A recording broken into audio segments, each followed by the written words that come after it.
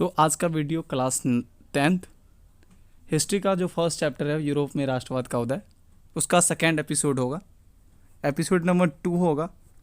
और हमने पहले एपिसोड में जो पिक्चर हैं, यानी चैप्टर स्टार्ट होते हुए एक पिक्चर होती है जो कि फ्रांस के एक कलाकार ने बनाया था, फ्रेडरिक सेरियो ने, उसके बारे में हमने बताया था।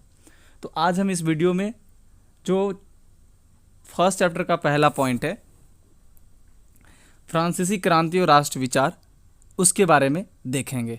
तो फर्स्ट पॉइंट का जो भी सब पॉइंट है वो भी देख लेंगे और फिर नेक्स्ट वीडियो एपिसोड नंबर 3 में हम लोग पॉइंट नंबर 2 को डिस्कस करेंगे। ठीक है, तो एपिसोड में हमारा वीडियो चलेगा। चलते हैं विदाउट टाइम वेस्ट किए हुए सीधा टॉपिक पे। तो 1789, यहाँ पे मिस्टेक है, 1789 की क्रांति जो थी, यानी कि फ्रांसीसी क्रांति, वह सबसे पहली राष्ट्रवाद की स्पष्ट अभिव्यक्ति थी। यानी पूरी दुनिया में, यूरोप तो छोड़ दो, पूरे दुनिया में सबसे पहली बार धरातल पे उभर के आई थी राष्ट्रवाद की भावना। कब आई थी? 1789 की क्रांति के पश्चात। ऐसा नहीं है कि इससे पहले राष्ट्रवाद की भावना नहीं थी, लेकिन धरातल पे किसी के सामने प्रेरणादायक होके नहीं आया था। 1789 से पहले ऐसा राज था जिसके संपूर्ण भूभाग पर एक निरंकुश शासक का शासन हुआ करता था। निरंकुश क्या होता है? जिसके शासन पे किसी तरह का अंकुश ना हो। ठीक है, इस क्रांति यानी फ्रांसीसी क्रांति यानी कि 1789 की क्रांति ने राजतंत्र को समाप्त कर जो पूरा सत्ता है, यानी प्रभु सत्ता, फ्रांसीसी नागरिक को सौंप दिया गया। तो अब हम आपको ले चलते हैं, थोड़ा पृष्ठभूमि ले चलते हैं। जब 1774 है ना, 1774 में लुई 16, लुई मैंने नहीं लिखा है, आप सुनेंगे कभी, लुई 16 राजगद्दी पे बैठता है तो उसका राजगद्दी का जो भी राजकोष होता है वो ख़त्म होता है। इसकी शादी होती है मैरी एंतोनिएट। ठीक है, मात्र 20 वर्ष की आयु में शादी होती है। और आपको बता दें, अगर आपने वीडियो 9th का नहीं देखा है फ्रांसीसी क्रांति, तो डिस्क्रिप्शन बॉक्स में लिंक दे दूंगा, आप वहाँ से देख लें, फिर इसको स्टार्ट करें। ठीक है, अब देखो, राजकोष खाली होने, सुनना है सिर्फ, राजकोष जो खाली हुआ उनका क्या कारण था? सबसे बड़ी बात, पहला कि लंबे समय तक यह युद्ध में जुड़े रहे। भाई साहब, आप युद्ध में जुड़े रहोगे, टेक्नोलॉजी का यूज़ करना पड़ेगा, आप गन खरीदोगे, आप युद्ध करने वाला विमान खरीदोगे, तो आपको क्या करना पड़ेगा? पैसा लगा। विमान ने, अगर आप मान लो कि उस ज़माने में नहीं होता था, तो मान लो कि आप सैनिक तो भर्ती करोगे, उनको पैसा दोगे, हथियार तो दोगे। ठीक है, तो लंबे समय तक युद्ध में जुड़े रहे, इसके कारण राजकोष खाली होगा का यह कारण था। दूसरा, राजा सबसे अधिक खर्चीले थे, यानी वर्साल की जो महल थी उस पे चांदी का लेप चढ़ाना, चित्र बनाना, यानी कि पूरी कह सकते हो शान और शौकत से रहने वाली ज़िंदगी जीते थे, जिसके कारण। तो और सबसे बड़ी बात है कि फ्रांस जो है और ब्रिटेन, यह दोनों ऐतिहासिक दुश्मन रहा है। तो ब्रिटेन 13 उपनिवेश जो देश बनाया हुआ था, फ्रांस उसे भी क्या करने, आज़ाद कराने में लगा हुआ था। आप भाई खुद आज़ाद कर रहे हो और दूसरे को भी आज़ाद करवा रहे हो अपने दुश्मन से, तो कहीं ना कहीं आपको पैसा खर्च करना पड़ेगा। इससे क्या हुआ कि 10 अरब यानी 10 अरब लिब्रे की अधिक कर्ज में डूब गई यहाँ की गवर्नमेंट। वहाँ की जो मुद्रा हुआ करती थी उसे लिब्रे बोलते थे। अब देखो, जो कर्जदाता थे, जो सरकार को दिया होता है, अब वह कर्जदाता क्या करता है? सरकार से रुपया मांगता है, उसमें भी 10% ब्याज के साथ। कहाँ से देगी? अब सरकार क्या करने लगा? अब यह कर बढ़ाने लगा। क्यों? क्योंकि उन्हें नियमित खर्च भी नहीं निकल पाते थे। उनके जो डेली का खर्च था, जैसे सेना को देना, महल में खर्च करना, सरकारी कार्यालय में, विश्वविद्यालय में, तो ये सभी उनसे नहीं निकल पाता था। ठीक है, तो अब इससे क्या हुआ? वहाँ पे फूट पड़ गई, यानी युद्ध की बारी आ गई। अब देखो, इन्होंने क्या किया? फ्रांसीसी जो क्रांतिकारी थे, उन्होंने फ्रांस के लोगों के बीच, ठीक है, लोगों के लिए एक सामूहिक पहचान की भावना को उत्पन्न करने के उद्देश्य से इन्होंने क्या किया? बहुत सारे कदम उठाया। तो क्या कदम उठाया? तो सामूहिक पहचान बनाने के उद्देश्य से उठाए गए क्या कदम है? एक नए फ्रांसीसी तिरंगे झंडे का चुनाव हुआ। ठीक है, 3 रंग से बना हुआ झंडा था, जिसको तिरंगा कहते हैं। ठीक है, तो एक था ब्लू, वाइट और रेड। ठीक है, तीनों का कॉम्बिनेशन मिलाकर एक झंडा बनाया गया। और पितृभूमि और नागरिक का विचार रखा गया। इन्होंने क्या किया? एकजुटता और सामूहिक पहचान आने के कारण इन्होंने कहा कि यह हमारे पूर्वजों का धरती है। ठीक है, हमारे माँ बाप दादा की धरती है, हम इसे नहीं छोड़ेंगे और हम यहीं के नागरिक हैं और सभी मिलके आओ लड़ें और देश को राजतंत्र से आज़ादी दिलाएं। ठीक है, नए संविधान बनाए, ठीक है, और सभी को समान अधिकार दिया। आपको पता होगा जब थर्ड स्टेट के लोग की बात नहीं मानी गई थी 1789 में, तो इन्होंने एक प्लेस का नाम है, मैं याद नहीं आ रहा, 9th में पढ़ाया था, वहाँ पे गए और अपना संविधान बनाना शुरू कर दिए। इन्होंने कहा हम यहाँ इस सभा को तब तक भंग नहीं करेंगे जब तक हम राजा के पावर पे अंकुश नहीं लगा देते हैं, राजा के पावर को एक सीमा तक बांध नहीं देते, यानी कि पूरी मनमानी तरीके से राजा कुछ नहीं करता। अंतिम में राजा को वह बात मानना पड़ता है। ठीक है, तो फिर उसके बाद 1992 में क्या लास्ट में अंततः राजा की फांसी हो जाती है देशद्रोह के आरोप में। ठीक है, चलो, फ्रेंच भाषा को राष्ट्रभाषा बनाया जाता है। केंद्रीय प्रशासनिक व्यवस्था लागू किया जाता है जिसमें सबको समान कानून का अनुभव हो। ठीक है, यह सब क्यों किया जा रहा है? यह सब इसीलिए कदम उठाया गया ताकि जितने भी फ्रांस के लोग हैं वह एक समूह में बंधे रहे। ठीक है, आंतरिक आयात निर्यात शुल्क जो है वह खत्म कर दिया गया। 7 नंबर, भारत तथा माप की एक समान व्यवस्था लागू की जाती है और स्टेट जनरल का नाम बदलकर नेशनल असेंबली रखा जाता है। अब यहाँ पे ट्विस्ट आता है। ट्विस्ट क्या आता है बाबू? अब देखो, स्टेट जनरल जो था इसमें प्रतिनिधि भेजे जाते थे। कहाँ से भेजे जाते थे? जो तीनों स्टेट थे। यह सरकार का है। अभी देखो, ये सरकार का बनाया हुआ स्टेट जनरल था। ठीक है, हर एक वर्ग से स्टेट जनरल भेजा जाता था और इसी का नाम बाद में बदलकर नेशनल असेंबली किया जाता है। ठीक है, जब वहाँ के लोगों के पास पावर आती है, जब यह लोग सत्ता बना लेते हैं, अपने आप को नेशनल असेंबली घोषित कर लेते हैं, जब इनको उस असेंबली में बेइज्जत किया जाता है। बेइज्जत करने का मतलब इन दोनों को बैठने के लिए सीट दिया जाता है।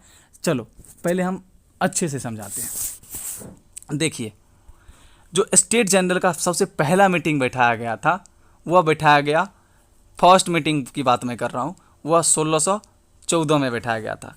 लेकिन अब जो बैठाया गया था वह 1789 यानी क्रांति से पहले, यहीं के बाद क्रांति स्टार्ट होती है। तो राजा ने स्टेट जनरल की मीटिंग बैठाई। अभी नेशनल असेंबली नहीं है।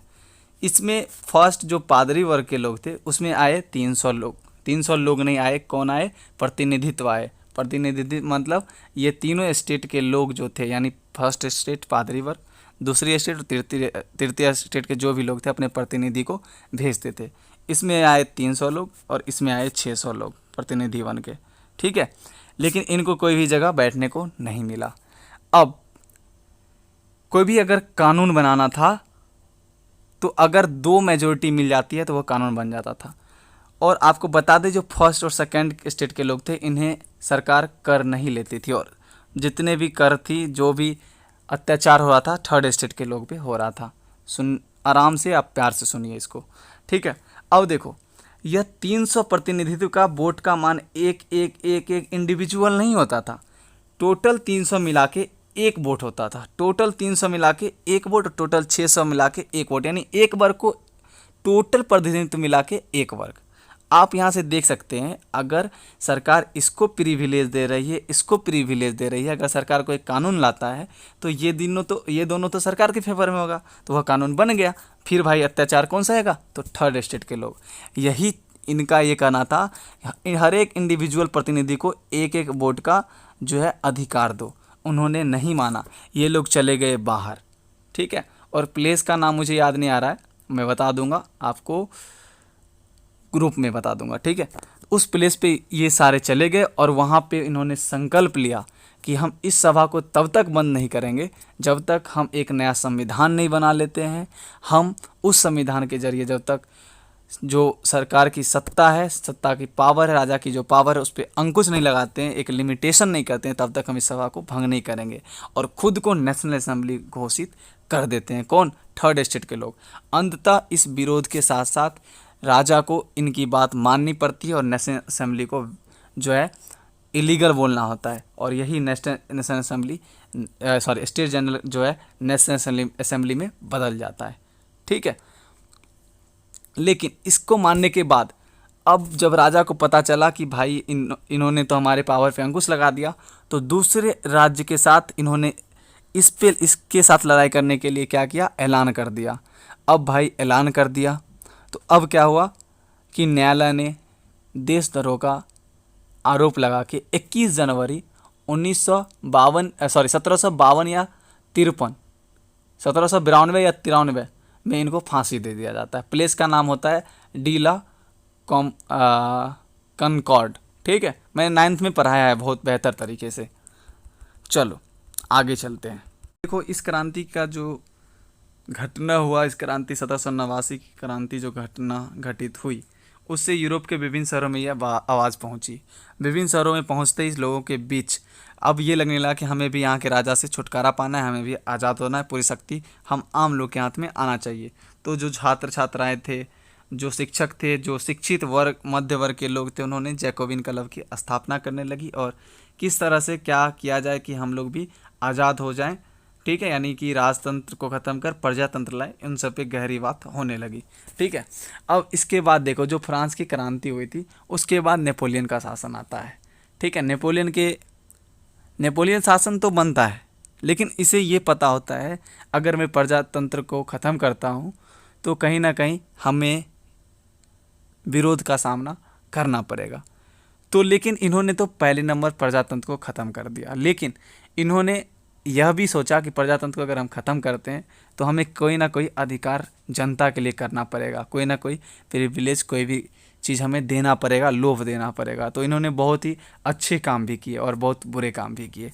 ठीक है, तो क्या किए, जिसके वजह से किसी को कोई प्रॉब्लम नहीं हुआ, अंततः किसी को क्यों प्रॉब्लम हुआ वो देखेंगे। ठीक है, तो फ्रांस की क्रांति के पश्चात जो विशाल क्षेत्र नेपोलियन के नियंत्रण में आया, उसने फ्रांस पर अपना शासन चलाना शुरू किया। उन्होंने यानी नेपोलियन ने प्रजातंत्र को हटाकर राजतंत्र स्थापित किया। यहीं तक नहीं समझना है, और भी आगे जाना है। नेपोलियन ने निसंदेह प्रजातंत्र को नष्ट किया, लेकिन उन्होंने अपने नागरिकों के लिए कुछ सुधार अवश्य किए। तो भाई सुधार क्या किया कि नेपोलियन संहिता लाता है, जिसको जनरली नागरिकता संहिता 1804 कहा जाता है। नेपोलियन का नागरिक संहिता 1804, ठीक है, जिसको नेपोलियन संहिता भी कहा जाता है। तो इसमें क्या क्या बातें की गई, इसमें यह सुधार किया गया कि जन्म पे जो आधारित विशेषाधिकार था उसे ख़त्म कर दिया गया। कानून के सामने सबको बराबर, भाई सब तो खुश होंगे इस सब चीज़ें। संपत्ति का अधिकार सुरक्षित किया गया। सामंती व्यवस्था को समाप्त कर दिया गया। ठीक है, दासत्व और जागीरदारी शुल्क को ख़त्म कर दिया गया, यानी कि उन चीज़ों से उनको मुक्ति दिला दिया अपनी जनताओं को। सामंती व्यवस्था को समाप्त कर दिया, 2 बार यहाँ पे लिखा गया है। ठीक है, व्यापार, आवागमन और संचार में बहुत ज़्यादा विकास हुआ इनके समय। तो आप देख सकते हो यह कितने अच्छे अच्छे बदलाव किए। ठीक है, शुरुआत में फ्रांस के द्वारा जीते गए जो इलाके थे, वहाँ जो भी लोग थे उनके द्वारा फ्रांस के प्रति कोई भी आक्रमण की भावना नहीं थी, लेकिन जो शुरुआत की उत्साह थी वह बहुत जल्दी नफरत में बदल गया। यहाँ पे आप सही कर लेंगे, नफरत लिख लेंगे। ठीक है, जिसका कारण क्या था, जो प्रशासनिक व्यवस्था थी उसमें जो राजनीतिक स्वतंत्रता है वह राजनीतिक स्वतंत्रता के अनुसार नहीं था। क्या नहीं था, प्रशासनिक व्यवस्था जो है वह राजनीतिक स्वतंत्रता के अनुसार नहीं था। क्या हुआ था भाई, तो राजनीतिक स्वतंत्रता आप देख सकते हो कि किताब और अखबारों पे सेंसरशिप लगा दिया गया था। ठीक है, अगर सेंसरशिप यानी कि आप बिना परमिशन के कुछ नहीं छाप सकते हो, छापने से पहले, पब्लिश करने से पहले आपको सरकार को दिखाना पड़ेगा, ऑर्डर लेना पड़ेगा। ठीक है, और कर को बढ़ा दिया गया। अब यहाँ पे फिर से समस्या उत्पन्न हो गई कर को लेकर। बाकी यूरोप को जीतने के लिए क्या किया गया, ज़बरदस्ती सेना में भर्ती कराना लोगों को शुरू कर दिया गया, और इस बीच क्या हुआ, लोगों के बीच जो है नाराज़गी का यह सबसे बड़ा कारण बनता है। ठीक है, तो आगे हम लोग सेकेंड पॉइंट में बहुत ही ज़्यादा डिस्कस करेंगे कि यूरोप में राष्ट्रवाद की भावना। ठीक है, और यूरोप में राष्ट्रवाद का निर्माण कैसे होता है। ठीक है, तो वीडियो में साथ करते हैं। जय हिंद, जय भारत।